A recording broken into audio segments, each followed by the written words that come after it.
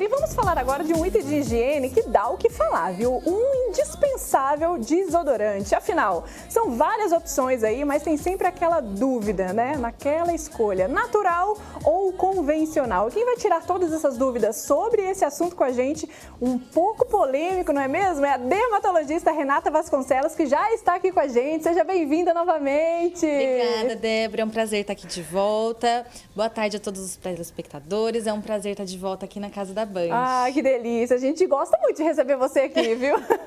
Ô, Rê, explica pra gente, Rê. Naquela dúvida, o que usar no desodorante? O natural ou o convencional, hein? Bom, Débora, essa é uma pergunta de $1 milhão, né? A gente não tem ainda uma resposta que sirva para todas as pessoas. Existem algumas diferenças importantes que é importante a gente ter em mente quando a gente vai escolher o desodorante. Existe aquele que é mais adequado para cada tipo de pessoa, para cada perfil. Então, assim, basicamente, qual é a diferença entre o desodorante natural e o desodorante convencional ou os antitranspirantes que existem no mercado normalmente? Os desodorantes naturais, eles têm componentes diferentes. Então, eles têm na sua composição óleos essenciais, ativos mais naturais, que não têm intervenção química, mas que eles conseguem, sim, fazer uma camuflagem do odor, né? Eles conseguem diminuir o odor desagradável das axilas, mas eles não têm a capacidade que o desodorante convencional tem, ou o antitranspirante, de diminuir a sudorese, que é a quantidade de suor.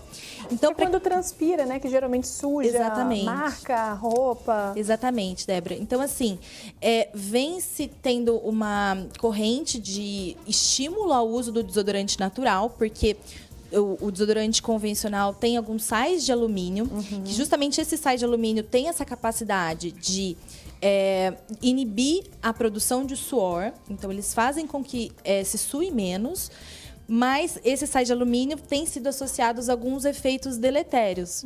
Não se tem ainda nenhuma comprovação específica, né? São produtos que estão liberados pela Anvisa, não tem uma comprovação que eles causem algum mal ao organismo, mas tem-se alguns estudos nesse sentido. E aí algumas pessoas se sentem mais confortáveis usando produtos mais naturais, né? Sem alguns aditivos químicos, que ainda estão em estudo, ainda estão em pesquisa, mas aqueles pacientes ou aquelas pessoas que suam muito, tem a hiperidrose, que a gente chama, né? Que é aquele suor, mesmo no frio, mesmo durante a noite, elas, em geral, não se sentem à vontade, não se sentem confortáveis usando os desodorantes naturais, porque eles não têm essa capacidade de diminuir o suor. E, doutora, outra dúvida que a gente recebeu aqui durante a nossa programação é que as alergias nas axilas. O que usar quando tem alergia nessa região? Ótima pergunta, Débora. Alergias. Gente, não é porque o desodorante ele é natural que você está imune a passar por alergias por aquele produto. Tanto o desodorante natural como o convencional, eles podem levar alergias. Um dos principais agentes que desencadeiam essas alergias são os perfumes, os aromas, né? E isso existe nos óleos também.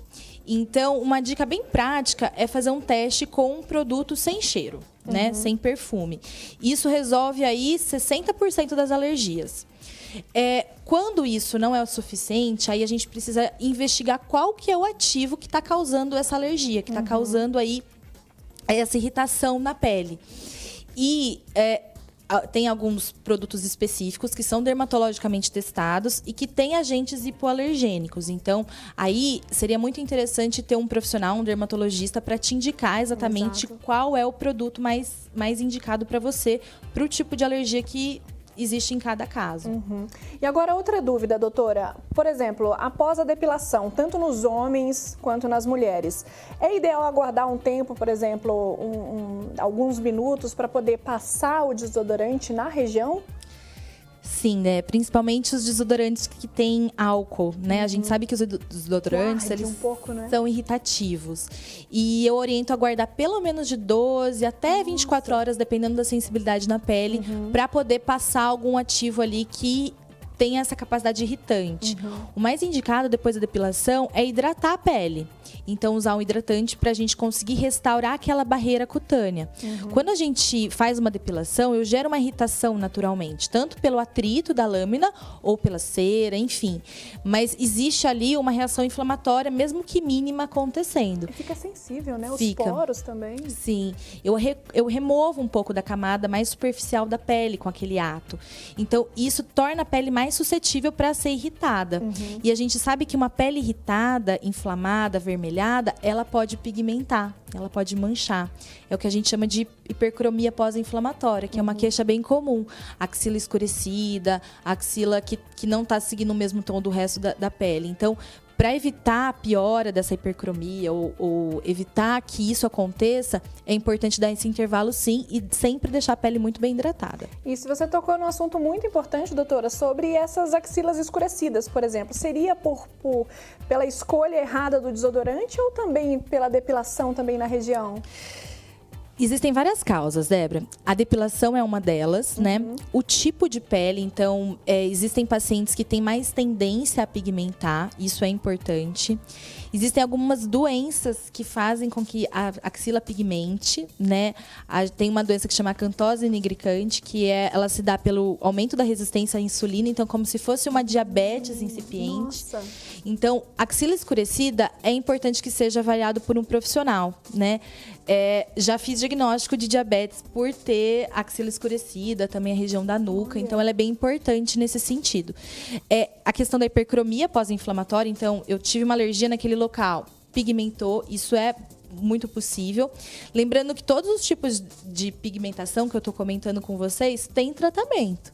Então, tem como a gente clarear, tem como a gente melhorar, mas existem algumas coisas que a gente precisa evitar para que isso piore ou para que isso não aconteça. E quais seriam? Aquela dica infalível, né, doutora? Bom, Dé, evitar sol nas axilas, né? Isso é muito, muito importante. Evitar expor a axila quando ela está inflamada.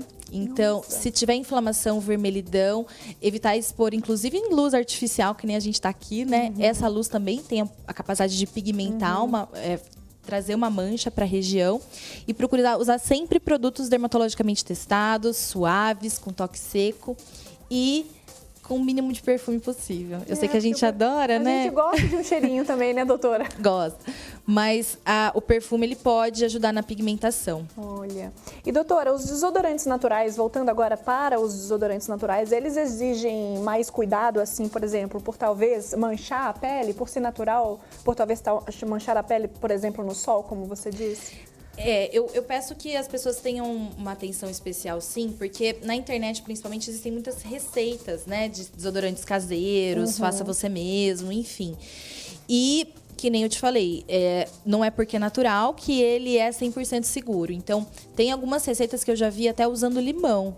E a gente sabe que o limão, principalmente quando tem uma associação com exposição solar ou mesmo pela luz, ele pode levar a manchas e até queimadura, né? Nossa. Bolhas, enfim.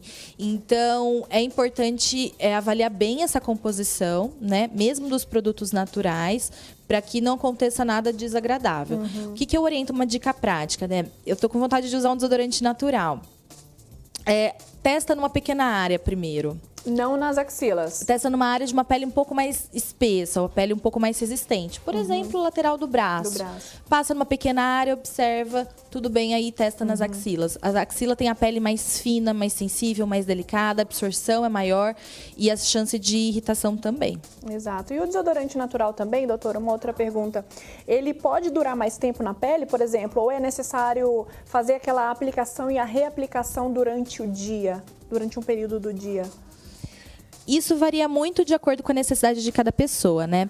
Tem gente que tem o dia a dia mais corrido, acaba tendo uma sudorese maior, acaba indo na academia, tem um cheiro mais intenso, então aí eu recomendo sim que se aplique mais vezes.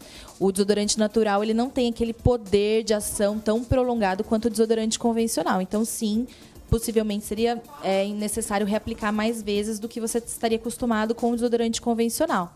Mas pela sudorese, isso não mudaria. Então, pensando realmente no odor, essa orientação seria válida. Nossa, dicas e orientações infalíveis, hein, doutora? Porque a gente tem muita dúvida, viu? A gente tem muita dúvida. Doutora Renata, muito obrigada, viu, por trazer mais uma dica aqui, por vir aqui no programa mais uma vez. Fiquei muito feliz. Obrigada, Débora. Foi um prazer falar sobre esse assunto com vocês. Ainda tem muita coisa aí sobre isso, mas acho que deu pra gente dar uma pincelada. E muito obrigada pelo convite. Obrigada. A gente que agradece, viu? Muito obrigada.